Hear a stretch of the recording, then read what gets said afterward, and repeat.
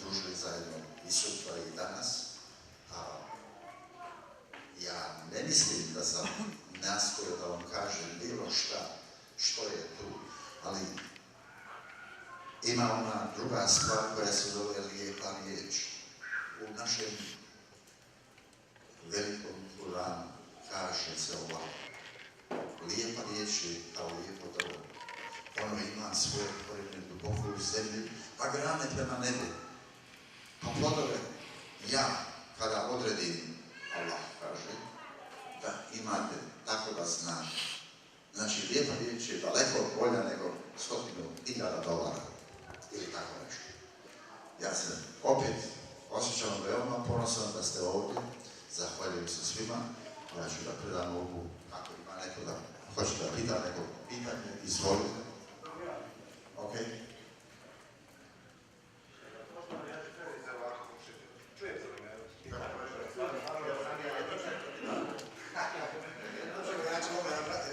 Vratim da odgovorite. Mene baš zanima ovaj pogled vaš. Vi ste, kada ste došli, sjetite se, pokušajte da se sjetite kad ste bile ova djeca ovdje, da kažem, omladina. I vi ste bili daleko u nekom podređenijem položaju za razliku od ove djece koja ovdje sjede. Niste imali u okruženju roditelje, ova djeca uglavnom imaju oko sebe roditelje, i niste imali u okruženju džemat, ova djeca oko sebe ima džemat. Vi ste malo prije rekli da morate da se oslonite na nekoga oca, kao podršku, suprugu, majku, sestru, pominjali ste te primjere.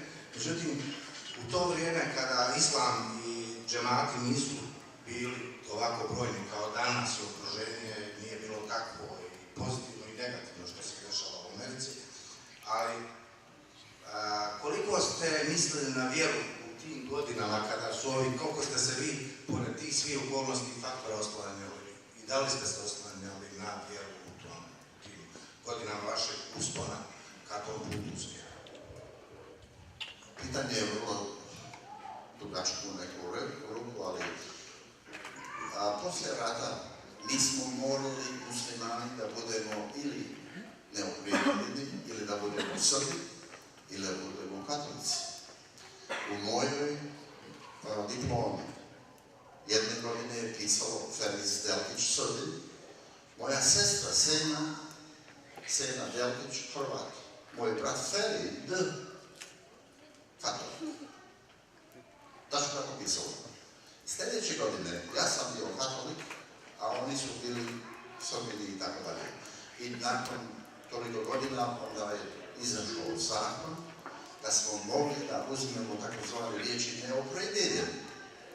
Zamislite to, neopredeljeni. Znači, niko ništa. Nisi ovo, nisi ono, nisi musliman, nisi ovo, jednostavno neopredeljeni. I to piše u diplomi. Ili tako se kod nas kaže svjedočanstvo. Poslije toga je izabrano tako da smo mogli to da budemo. Kad već govorimo o tom, ja moram da se vratim na one savjete od moje majke Fehime. Ona je znala da kaže: djeco moja draga, nemojte nikada kažete da ste gladni. Ako nemate danas, opet će biti sutra. Ali niko ne zna šta je u vašem stomaku. Napijte se vode pa će biti u redu. Ali je jedna stvar koja mi je još ostala u pameti. I uvijek ja to kažem. Znala je da kaže ovako: sine ili čerko ili sinovi, nemoj nikad da se družite sa onima koji su ispod vaše levala, vašeg nivoa ili vaše ponosa. Nego družite se sa onima koji su isti kao vi ili veći od vas. Pošto ja nisam imao oca, on je mislio za oca, kad sam ja bio godinu dana, on je poginuo presuda. Jedini koji se spasio je bio moj brat Safet, koji je otišao, došao konačno u Chicago, nakon kada je išao u Austriju, pa iz Austrije, a onaj najstariji brat je otišao u logor, odvez u Njemačku 5 godina tamo. I nakon toliko godina, 29 godina, ja sam bio star kad sam došao u Ameriku. Prvi put ja sam vidio moga brata Safeta. On je mene vidio kad sam bio mali. ta priča ne mogu da ja ispričam, zato što je to daleko duže ide o tom. Kad smo se mi dvojica vidjeli na aerodromu u Chicagu, na O'Hare-Fieldu, kad se zvao Butler Building, još stoji ona Butler Building, ona kao stari hangar. Nas dvojica smo se našli, zagrali, ja vidim, ide tamo neko, a ne znam njega. Ja kažem, čekaj na telefonu, kako izgledaš? On je već odešao slušalac. Ide tamo, ide da prolazi. Dolazi tamo i ja gledam od oslo ko je, ali tamo vidim, ja kažem, to mora da je moj brat. Ja njemu mahnem nekako kroz onaj prozor, dođe on, mi se zagrlimo. Od aerodroma do njegove kuće, niti je on rekao šta, niti sam ja rekao šta. To je prvi put da ja vidim. Bilo je teško. Prema tome, taj brat koji je nas osvojio tamo, dao nam je toliko toga da smo mi bili prestrašeni, da smo mi bili potlačeni, da su u neku ruku nama odredili kako ćemo da se zovemo, tako reći.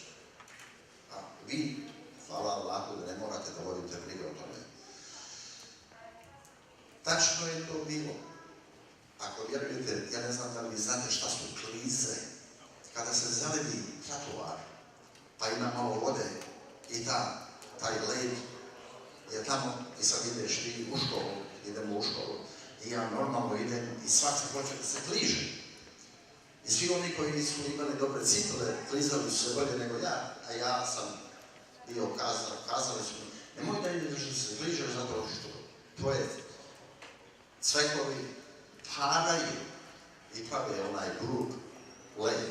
Zamislite o tome, ja sam morao da imam cipele od moje majke, Fehime, pa sam onu štipu morao da odiju, to je istina živa. A oni eksterni jednostavno ne možeš. Što se kliže.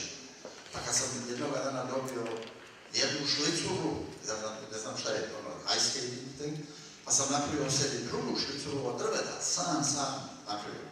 Hej, to je bilo nešto, uspjeh veliki. Znači, u tom je to. Za nekoga je uspjeh da ima dobru računu, da ima dobre patike, ili možda $1.000.000, ili 100 miliona. Pogledajte kakva je, ja se nadam, da sam ja odgovorio na pitanje, ali uzmite da je najbogatiji čovjek na svijetu danas, Bill Gates, on je toliko dobar, da on ne može da živi, a da ne da svaki dan milione i milione i milione dolara. Mogu jednostavno zaključiti kaplju da kaže šta me briga, ja imam novaca toliko i toliko. Njegova žena i on jednostavno svaki dan odvajaju se od svoga novca. Kako je to lijepo da se vidi? Da vam kažem ovo iskreno, vjerovali ili ne, ako ja dnevno ne dadnem određeni dio dolara, novaca ili toga, ja ne mogu da spavam lijepo. Možda ne vjerujete, ali takav je moj način života. Svaki dan, ako me je nešto spriječilo, sutra ću da podupodam. Onaj kliše, što više daš, više ćeš dobiti. To je istina živa. Jer, alhamdulillahi, imam dovoljno, ja sam 90 i nešto posto vegetarijan, prema tome ne treba mi mnogo toga.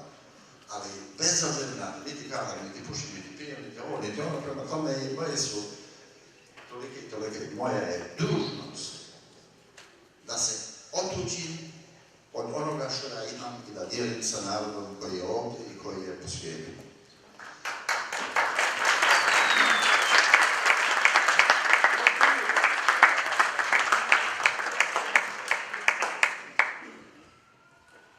Francuska riječ, ja sam to rekao, partaže, gdje neki dan mi smo razgovarali u našoj džamiji, ja kažem partaže, znači otuđi se, podijeli, podaj. Nemoj samo u svoj džep da stavljaš. Znači svak mora da podijeli. Veoma lijepa riječ. Partaže, part, dio. Znači ne možeš cijeli Boston da pojedeš, podijeli ga sa ostalima. Ili jabuku. Ali vratimo se nazad na ono. Lijepa riječ je kao lijepo drvo. Ako nemaš ništa drugo, zagrli onu losu. Ja odim u Kinu. Zamislite to. Kad dođemo u Kinu ili Koreju, oni jednostavno stoje ovako ovako 2 metra jedno od drugoga i niko ne može da je priđe tako. Ja jednostavno sam došao tamo prvi put, stoji žena, stoji muškarac, čekaju da me odvezu. Ja zagrebim njega, pogledam u nju, zagrebim nju. Kad sam ja 10 dana poslije, kad sam završio sastanak sa svima po cijeloj Kini, jednostavno cijela kompozicija kola se vrata sa mnom do aerodroma. Dok sam ja stajao tamo, suze su tekle, živa istina. Jedan od centrivog komiteta od glavne Kine tamo, iz Mančurije, dođe i kaže, Didi, do not go. Nemoj da ideš nazad. I plače. Jedan za drugim vraćaju se i da se...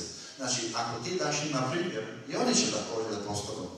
Da li je zagrljavanje ili rukovanje isto toliko važno? Jeste. To je taj kontakt nas. Mi moramo da osjetimo se. Vi mene ne znate, ali ako ja vas zagrlim, ako vas ja postavim rukom, znači imam taj kontakt, mogu da vidim vaše oči. Najveći dar koji može Allah da vam da je dao vaše oči i vaše srce. Kroz vaše oči to su vrata za vašu dušu. Ako ja govorim sada, gledam ovamo u ovome pravcu, a govorim vama, ja nisam u stvari nikako dobar prema vama. Ja znači ne gledam. Ja nastojim da vidim, tako reći, svakoga koja je ovdje. Ja bar mislim da mogu to. Kad god sam predavao, ili u Koreji, ili u Kini, Australiji, po cijelom svijetu, moja je dužnost bila da ja vidim oči od ovoga, vidim to i tako. Bez obzira da li su oni mene možda vidjeli. Ali ja sam vidio njih. I ja se sjećam, možda mogu da se sjetim imena od svih, po 400, 500 ili nekoliko stotina više, bilo je prisutno, ali ja znam da sam imao prilike da kontaktiram mojim očima sa njima. To je velika stvar, to je dobar ulaz. Da vam kažem ovako, jedna fabrika imala je slogan.